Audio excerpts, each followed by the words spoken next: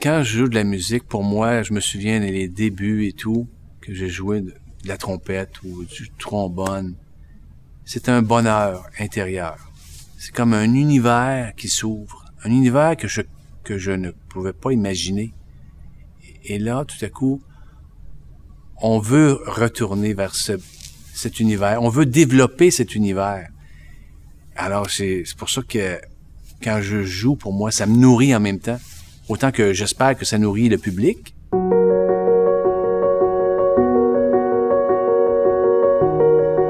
C'est ça qui est fantastique à l'Orchestre symphonique de Montréal, parce qu'on joue tellement différentes sortes de répertoires, tellement différents compositeurs.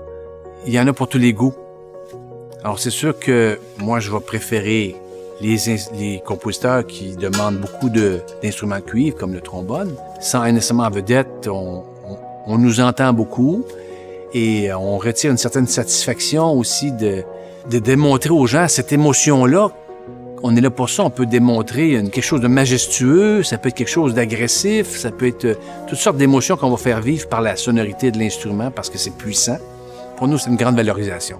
J'aime tellement l'instrument que ça arrivé plusieurs fois où j'ai fait des surprises ou offert en cadeau un thème sur le trombone.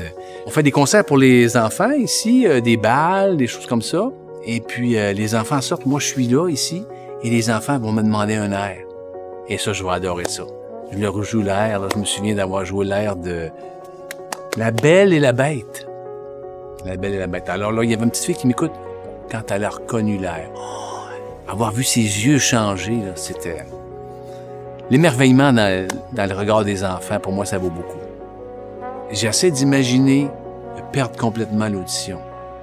Je pense que c'est peut-être le sens que j'aurais beaucoup de difficultés.